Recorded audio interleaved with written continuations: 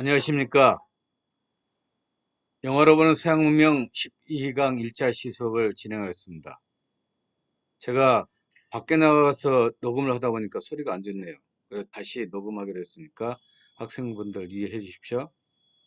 자, 그럼 이번 차시는 르네상스에 대해서 한번 공부를 해볼까요? 르네상스라는 말은 우리 일상에 흔히 쓰이고 있습니다. 르네상스, 다시 시작하다, 다시 재생하다 뜻입니다. 원래 이 르네상스라는 말은 물 한 잔 먹겠습니다. 14세기부터 16세기 유럽에서 나타난 문화 부흥을 르네상스라고 합니다. 르네상스는 재생 부활을 뜻하고 있습니다. 고대 그리스 로마 문화가 중세 동안 빛을 잃었다가 다시 살아났다는 뜻입니다. 그래서 이렇게 새롭게 문화나 이렇게 미술이 재탄생한 것입니다. 르네상스는 14세기 무렵 이탈리아에서 시작되어 전 유럽으로 퍼져나갔습니다. 르네상스는 고대 문화가 다시 살아난 것입니다. 고대 문화는 어디죠? 우리가 초창기 그리스 로마 문명에 대해서 공부했죠. 결국은 이렇게 르네상스는 고대 문화로 다시 돌아가서 고대 문화를 연구하고 또 새롭게 발전시키자 하는 운동이었습니다. 그렇다면 르네상스가 왜 이탈리아에서 일어났을까요?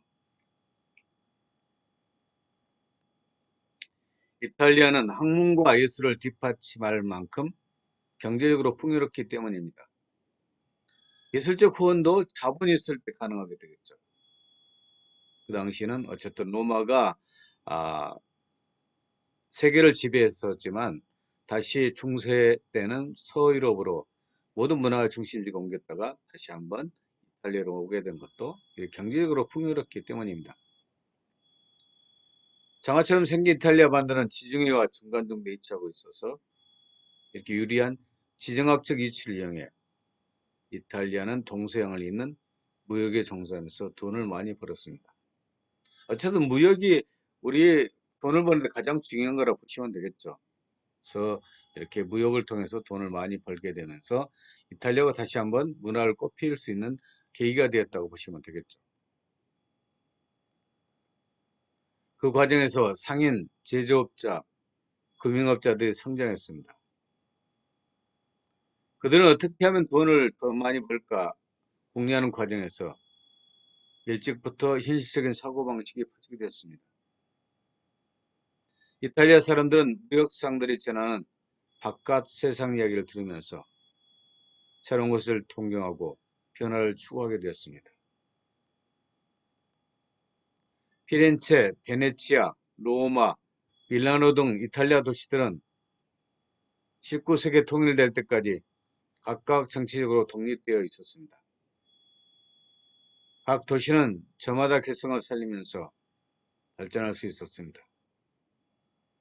독자적으로 발전한 이탈리아 도시들의 자유분방한 분위기는 르네상스를 꽃피는 토양이 되었습니다. 어쨌든 보시다시피 독립된 국가, 또 개성을 살리고 싶었고 경제적으로 풍부했고 이런 자유분방한 분위기가 르네상스를 꽃피우는 토양이 됐다는 겁니다. 중세 시대는 신중심이었기 때문에 얼마나 억압되고 억제되었겠습니까? 그런데 이렇게 르네상스 시기에 돌아오면서 도시들이 자유분방했다는 겁니다. 특히 고전 연구는 새로운 지식을 이끄는 학문적 자극이 되었습니다. 그전까지는 성직자들의 지식을 독점하고 있었습니다. 중세 문화는 교회 중심이었죠. 교회에서 일반 신도를 가르치고 백성들을 가르쳤죠. 그리고 어쨌든 모든 문화적 중심이나 또 정치적, 심지어는 경제적 중심지가 교회가 되고 있었죠. 이런 성직자들이 지식뿐만 아니라 모든 것을 점유하고 있다고 보시면 되겠죠.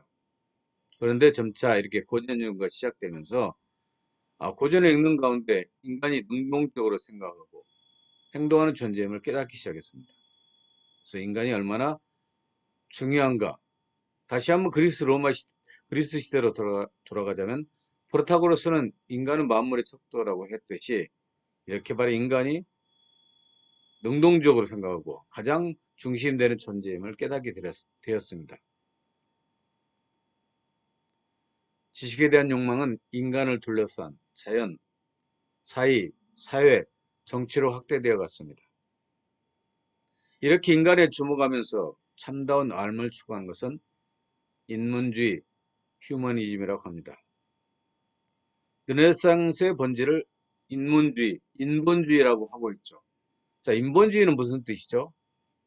사람 인자에다 근본 본자입니다. 사람이 근본이 되는 시대가 르네상스였습니다. 그래서 르네상스는 인간이 인간다움을 추구하는 것이 무엇인가에 대해서 깊이 연구를 했었겠죠.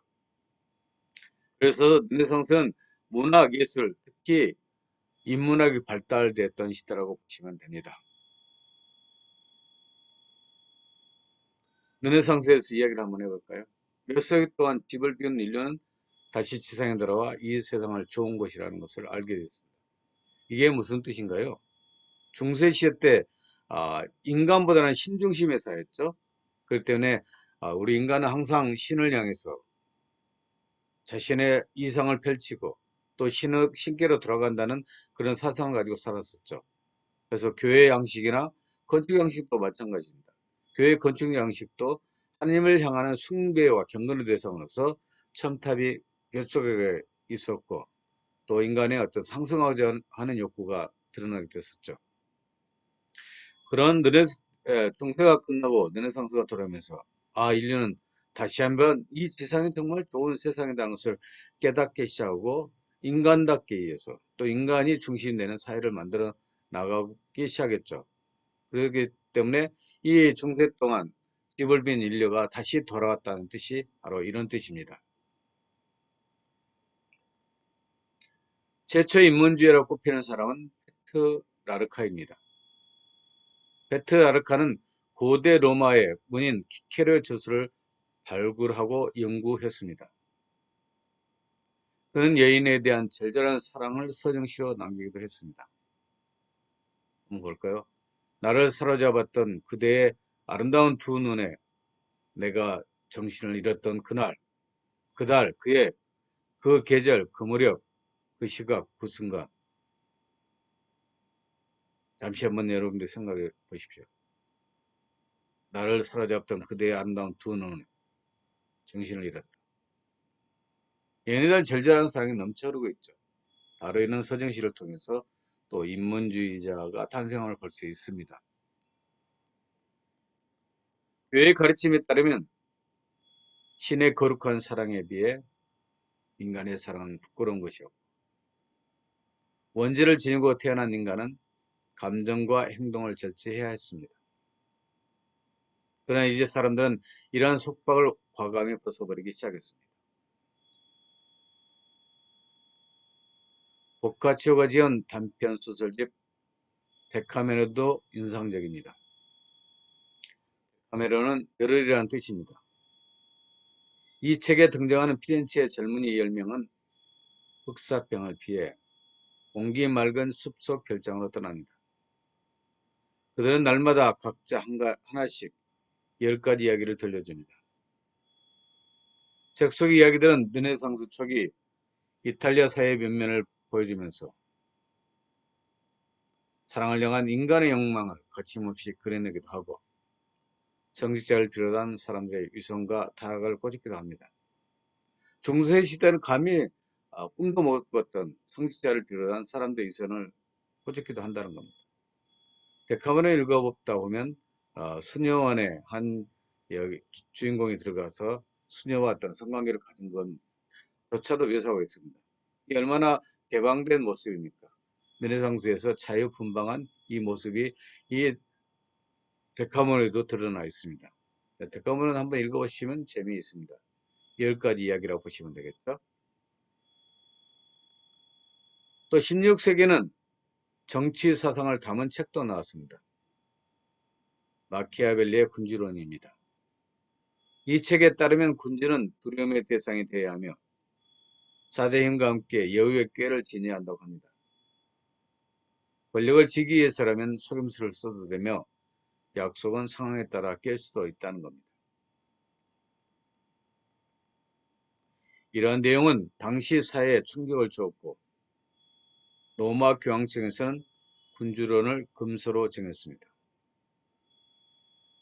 마키아벨리는 권력을 추구하는 인간의 본성을 과감히 드러냈습니다. 그리고 종교와 도덕을 중시하던 당시의 통념을 뛰어넘어 현실의 정치를 고민했습니다. 그래서 이탈리아의 통일을 이루기 위해서 강력한 군주가 필요함을 힘주어 말했습니다. 이것들이 바로 어쨌든 군주론의 내용이라고 보시면 되겠죠. 자, 그렇다면 르네상스에 대해서 다시 한번 우리 복습을 하면서 르네상스 미술에 대해서 우리가 생각을 해보도록 합시다. 르네상스는 문예의 복이라는 뜻이었죠. 흐나시타. 불어는 흔네트르, 다시 태어나다 뜻입니다. 그것들이 명사로 될 때는 흔네상스, 그래서 르네상스라고 하고 있습니다. 그런데 이게 우리가 라틴어로 보면 흔네시타, 다시 태어나다. 그래서 르네상스는 문예봉으로 인간 중심의 세계관인 휴머니즘입니다. 중세에 억눌렸던 인간이라는 척도가 다시 살아난 시기이기도 합니다. 르네상스가 발견한 것은 인간의 존재성의 위대함입니다. 인간을 인간답게 표현하는 인간의 열정이 가득 찬 시대가 르네상스의 특징이라고 보시면 되겠죠. 고대 문화를 바탕으로 새로운 것을 창조해낸 르네상스의 특성은 미술에서도 뚜렷이 드러납니다. 르네상스 초기에는 보티첼리가 나오고 있죠. 또 미켈란젤로가 나오고 있습니다. 보티첼리는 고대 신화를 살려내면서 동시에 풍부한 상상력으로서 신화 장면을 새롭게 구성했습니다. 바로 이런 것들이 바로 어쨌든 봄의 탄생도 있었지만 비너스 탄생이 가장 대표적인 그림 중에 하나입니다. 중세는 미술 또한 신의 뜻을 구현하는 도구였습니다. 그리스도 이야기를 경건한 분위기로 표현하게 되었고 인간의 육체와 욕망, 감정 표현을 최대한 절제하였습니다. 인간을 둘러싼 자연도 그림의 배경일 뿐만 아니라 생기와 아름다움을 잃게 되었습니다. 그런데 르네상스 미술에 와서는 인간과 자연의 아름다움이 살아납니다. 이를 분명히 보여주는 르네상스 초기 작품은 흔히 보티첼리의 비너스 탄생을 꼽고 있습니다. 아까 말씀드렸죠. 보티첼리는 고대 신화를 살려내면서 동시에 풍부한 상상력으로 신화와 장면을 새롭게 구성한 겁니다. 그리스 로마의 신화에 따르면 비너스는 바다의 물거품에서 태어난 미와 사랑의 여신입니다. 보티첼리는 비너스가 파도에 밀려 키프로스 섬에 다다른 모습을 그렸습니다. 그림 속 비너스의 발그레한 볼과 바람에 흩날리는 머리, 햇살에 반짝이는 시냇물, 바닷물, 해안에 울창한 나무, 공중에 날리는 꽃들은 생기가 넘칩니다. 그림 좌우에 그려진 신들은 허둥대는 듯 활기띤 모습입니다. 그리스도교가 아닌 다른 종교의 여신을 버젓이 벌거벗은 모습으로 그린 이 그림은 중세 그림과 다릅니다. 아까 방금 말씀드렸지 한번 다시 복습해 볼까요?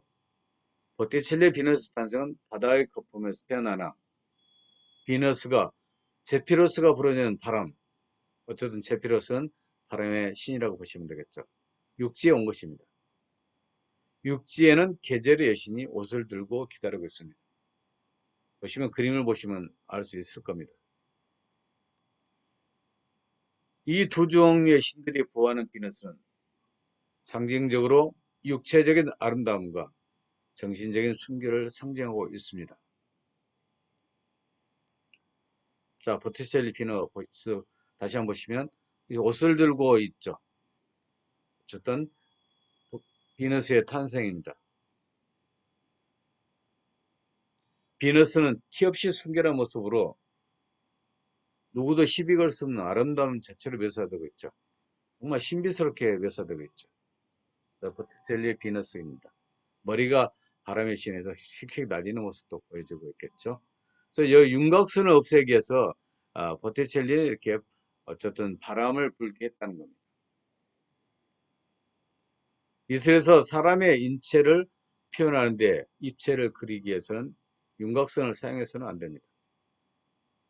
그러나 보티첼리는 윤곽선을 그렸으며 그것을 감추기 위해서 바람이 부는 것처럼 모든 것을 휘날리게 했습니다. 비너스의 탄생입니다. 명화의 주인공은 산미시인으로 경배를 받고 있는 봄의 상징인 비너스로 보았습니다. 이것은 비너스의 탄생은 봄의 탄생도 있습니다. 그래서 보티첼리의 봄에 대해서 이야기를 하고 있습니다. 비너스는 당대 지식인들에게 미와 덕의 구현된 중심 개념이 있기 때문에 이렇게 비너스에 대해서 묘사를 많이 했다고 보시면 되겠습니다.